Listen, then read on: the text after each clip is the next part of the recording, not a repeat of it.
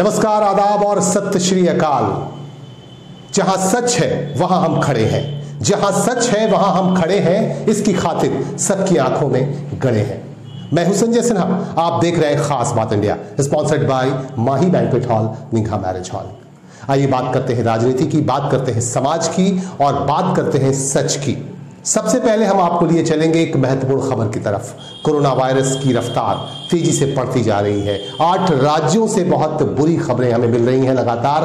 8 राज्यों में कोरोना के मामले लगातार बढ़ रहे हैं। और अगर बात करें मुंबई की, तो मुंबई में सुदूर राज्यों से आकर मुंबई में काम करने वाले लोगों का अब पलायन भी शुरू हो गया है। आप देखिए, हमारे स्क्रीन पर एक तस्वीर दिख रही है। अब से कुछ घंटे पहले की एक तस्वीर हम आपको दिखा रहे हैं कि सुदूर राज्यों से मुंबई में आकर काम करने वाले लोगों में अब दहशत पसर गया है और दहशत के आलम में इनका पलायन शुरू हो चुका है। यूपी, बिहार और दूसरे राज्यों से आकर मुंबई में काम करने वाले लोग मुंबई से आप भागने लगे हैं। आप देख सकते हैं कि किस तरह से इनका पलायन शुरू हो गया है। मुंबई में मामले बढ़ते जा रहे हैं कोरोना के, और कोरोना के बहुत सारे मामले लगातार मिल रहे हैं और मौतें भी हो रही हैं। इसे देखते हुए सरकार ने भी हो सकता है लॉकडाउन का फैसला ले सरकार, लेकिन अभी तक अनाउंस नहीं किया गया है, घोषणा नहीं की गई है। लेकिन हो सकता है मुंबई में एक बार फिर से लॉकडाउन लग जाए, नाइट कर्फ्यू लगा दिया जाए।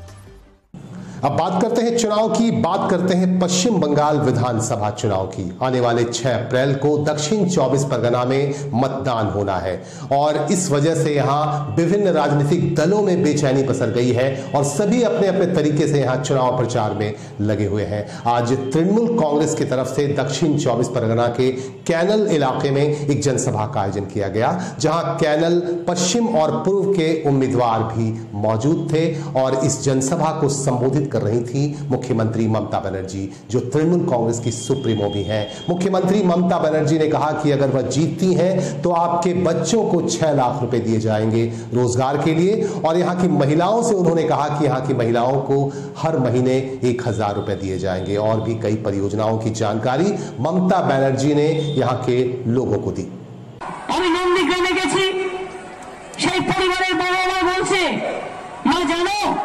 আগের দিন এসে বিজেপির নেতারা বলছে তোমার মেয়েকে লুট করে নিয়ে যাব, তোমার বাচ্চাকে কিডন্যাপ করে নিয়ে যাব। আমি বললাম এত বড় সাহস ওদের? এই জিনিস চলছে, মনে রাখবেন আজকে বাংলার বুকে। যখন ছেলেটি কাঁদতে কাঁদতে আমার বাড়িতে এলো নন্দীগ্রামে, আমি জিজ্ঞেস করলাম এই তোর বাড়ি কোথায়? বললো বলরামপুরে। আমার চল তো আর কিছুক্ষণ বাকি আছে, তোর বাড়িতে যাই। বলে দিদি আমি তো বাড়িতে থাকছি না। আমরা কোথায় আছো? বলো দিদি আমি হিন্দু পরিবারের ছেলে, আমাকে ওইখানে মেরেছে বিজেপি হিন্দুর নাম করে, আমি মুসলিমদের বাড়িতে আছি, ওরা আমাকে শেল্টার দিয়ে রেখে দিয়েছে। আমি বললাম চল তোদের আমি বাড়িতে দিয়ে আসি, চল তোদের আমি বাড়িতে দিয়ে আসি। আর সেই ছেলেটিকে আমি ধন্যবাদ জানালাম, যে ছেলেটি তাকে তার বাবা মাকে তুলে নিয়ে, তার মাকে তুলে নিয়ে গেছে এবং তার বোনটাকে তুলে নিয়ে গিয়ে সযত্নে রেখে দিয়েছে।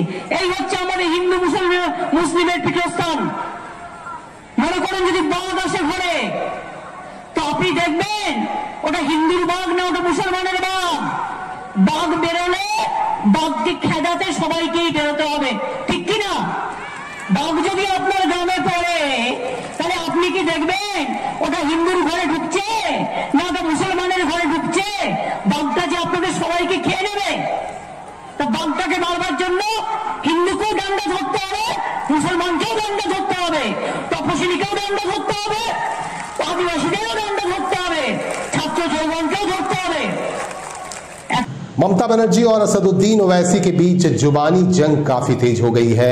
असदुद्दीन ओवैसी ने कई तरह के आरोप ममता बनर्जी सरकार पर लगाए। इसका जवाब देते हुए ममता बनर्जी ने आज एक जनसभा के दौरान कहा कि असदुद्दीन ओवैसी मुसलमानों के वोटों को बांटने की कोशिश कर रहे हैं, जो बिल्कुल ठीक नहीं है। उन्होंने यहां के मुसलमानों को साफ तौर पर यह कहा कि वह इनकी बातों में ना आए। असदुद्दीन ओवैसी ने यहां कई विधानसभा क्षेत्रों से अपने उम्मीदवार खड़े किए हैं। इसके बाद ममता बनर्जी ने इस तरह की बातें कही। उन्होंने कहा कि यहां के मुसलमान संभल जाएं और ऐसे वोट कटवा पार्टी से दूर रहें और पूरी तरह से तृणमूल कांग्रेस को अपना समर्थन दें।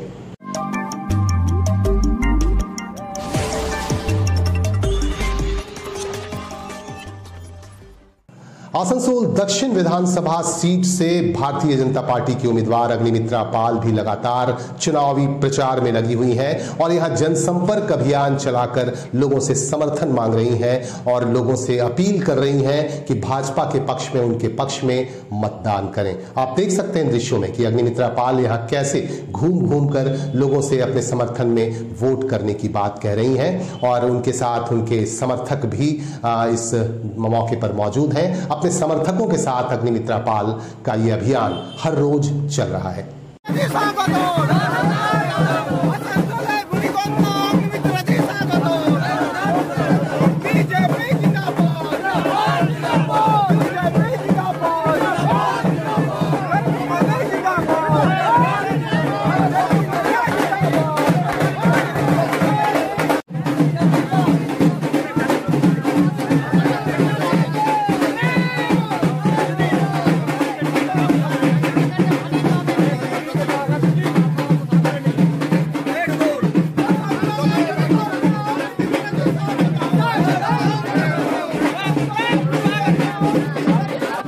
पश्चिम बंगाल में फिल्म अभिनेत्री और सांसद नुसरत जहां और मिमी चक्रवर्ती लगातार चुनाव प्रचार में लगी हुई हैं, रोड शोज में हिस्सा ले रही हैं। दक्षिण 24 परगना के एक रोड शो में दोनों फिल्म अभिनेत्री और सांसदों ने हिस्सा लिया। आपको बता दूं कि दक्षिण 24 परगना के बारुईपुर से उम्मीदवार है तृणमूल कांग्रेस की सीट पर विमान बैनर्जी, जो विधानसभा के अध्यक्ष भी हैं और वो यहां से उम्मीदवार हैं। उनके समर्थन में आज एक रोड शो किया गया जिसमें खास तौर से हिस्सा लेने पहुंचती हैं फिल्म अभिनेत्री और सांसद नुसरत जहां और मिमी चक्रवर्ती। इन दृश्यों में आप देखिए कि दोनों अभिनेत्री और सांसदों ने कैसे यहां के लोगों से बातें की और किस तरह से रोड शो करके उन तक अपनी बातों को पहुंचाया। आप देख सकते हैं कि रोड शो में हिस्सा ले रही हैं फिल्म अभिनेत्री नुसरत जहां और उनके साथ हैं मिमी चक्रवर्ती, दोनों सांसद भी हैं और यहां विमान बैनर्जी यहां से उम्मीदवार हैं, उनके समर्थन में वोट मांगे गए।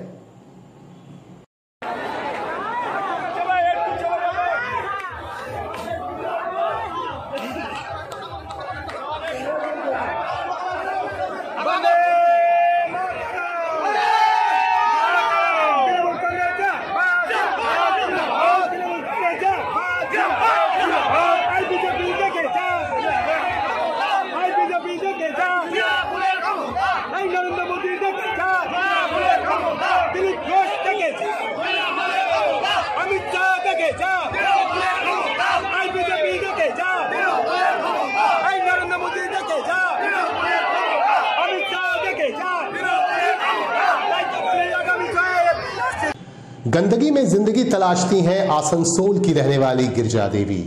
आसनसोल की रहने वाली गिरजा देवी को आप देख सकते हैं दृश्यों में कि किस तरह से गंदे नाले में हाथ डालकर कुछ तलाशने की कोशिश कर रही हैं, कुछ ढूंढने की कोशिश कर रही हैं। ये ढूंढ रही हैं सोने और चांदी के सूक्ष्म कण, जिन्हें बेचकर ये अपना पेट पालती हैं और अपने परिवार का पेट पालती हैं।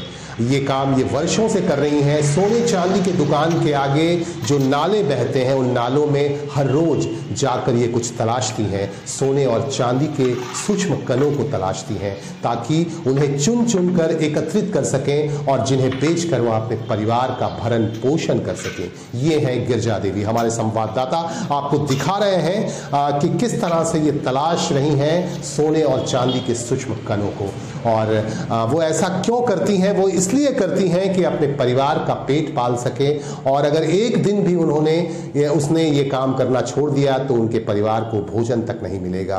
ये है गिरजा देवी और इनका काम ये वर्षों से चल रहा है, वर्षों से इस तरह का काम कर रही हैं। आसनसोल की रहने वाली गिरजा देवी विभिन्न इलाकों में जाकर सोने चांदी के दुकानों के सामने से जो नाले बहते हैं, नालियां बहती हैं, उन नालियों में हाथ डालकर ये सोने और चांदी के टुकड़े तलाशती हैं। हमारे संवाददाता ने बात की इनसे। कितने दिनों से ये काम कर रहे हैं आप लोग? 90 हो गया। तो मैंने मेरा मौसी की से रहता है ना यहीं पे। हाँ, तो वो लोग बचपन उस लोग जैसा ऐसा कम से कम 90 बरस हो गया अभी आते। 90 बरस हो गया। तो मैंने ये काम मैंने किस लिए करते हैं? हाँ? मैंने किस लिए करते हैं? पेट के लिए। पेट के लिए। हाँ। इससे कितना परिवार पोसते हैं आप लोग? हाँ? कितना का पूरा परिवार पोसता है हम लोग। अपना परिवार रहता है, किसी के पास 10 रहता है, किसी के पास 5 रहता है। तो मैंने कितना दिनों से आप लगातार आप कर रहे हैं? हम लोग बोला ना तेरे को। 90 साल से कर रहे हैं। तो मैंने क्या करते हैं इसमें? हाँ? क्या करते हैं? सोना चांदी निकालता है। कहाँ से? हाँ? कहाँ से? जहाँ सोनार का दुकान दुआरी को झाड़ता है, तो झाड़ू लगाता आप लोग का मैंने गंदगी नाली है, हाँ, बहुत गंदगी किस्म का बीमारी है, हाँ। फिर भी आप लोग ये सब काम कर रहे हैं। हम लोग का यही काम है, दूसरा नहीं है। दूसरा कोई काम नहीं है, दूसरा कोई काम ही नहीं है। नाली में बहुत ऐसा गंदगी रहता है, हाँ बीमारी है। हाँ, बीमारी तो होता है, लेकिन जो काम हम लोग कौन का है वही तो काम करेगा ना।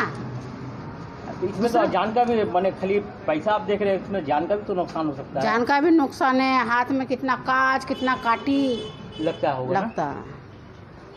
कहाँ रहती है अभी आप? हम लोग आसनसोल में हाँ। आम बगान MLA अस्पताल है ना, हाँ, वहीं पे। तो टोटल कितना टीम आप लोग का?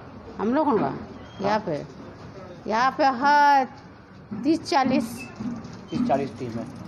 क्या नाम है आपका? गिरजाबाई। गिरजाबाई।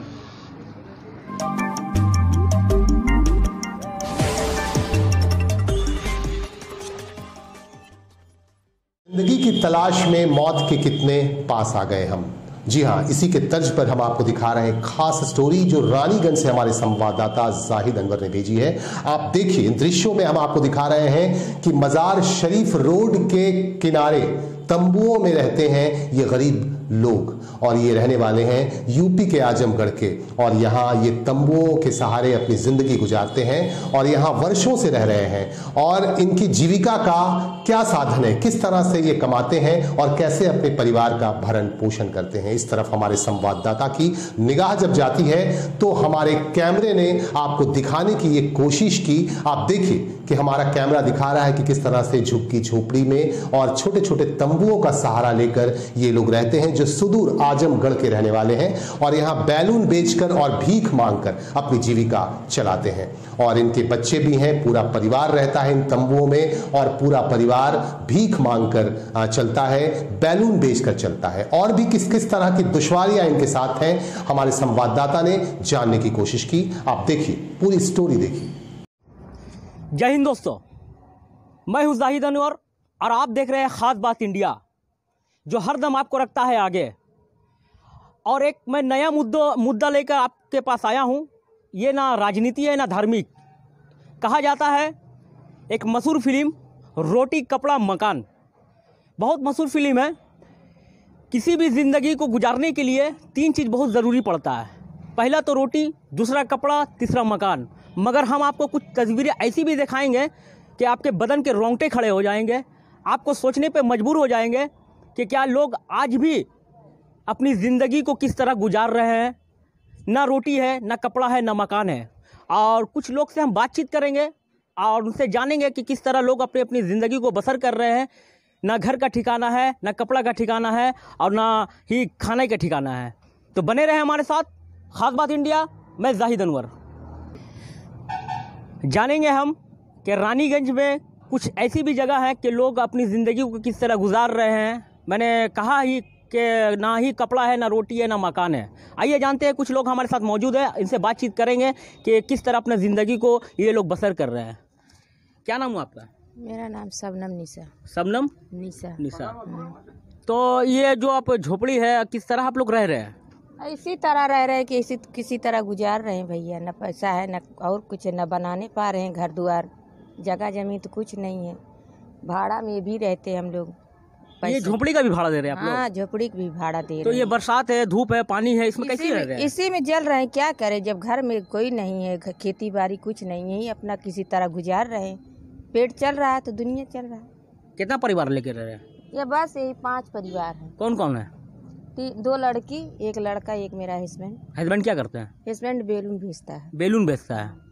तो आप लोग माने जो यहाँ पर रह रहे हैं, ज़िंदगी को बसर कर रहे हैं, क्या माने क्या तकलीफ हो रहा है आप लोगों को? माने यहाँ पर रहने से कुछ तो तकलीफ होगा? बहुत कुछ तकलीफ है। ना घर है, ना पानी पीने की जगह है, ना और कोई चीज़ का सुविधा। अगर बरसात आ जाए तो क्या किस तरह रहेंगे? बरसात आ जाता है तो हम लोग पानी उछल के अपना रहते हैं किसी तरह। बहुत बारिश हो जाता है, पूरा बहने लगता है, रहने के ठिकाना नहीं होता हम लोग का। तो ये जो चिंकी से घेरा हुआ है आपका, तो ये क्या माने पानी बरसात का टाइम में क्या चूता है पानी? हाँ, बहुत चूता है। रात भर नींद नहीं आता हम लोग का। जाग के रहते हैं? जाग के रहते हैं, बच्चे छोटे छोटे हैं न। देखिए इतना टाइम खाना भी नहीं मिला हम लोग का, एक टाइम खाते एक टाइम उपवास करते हैं।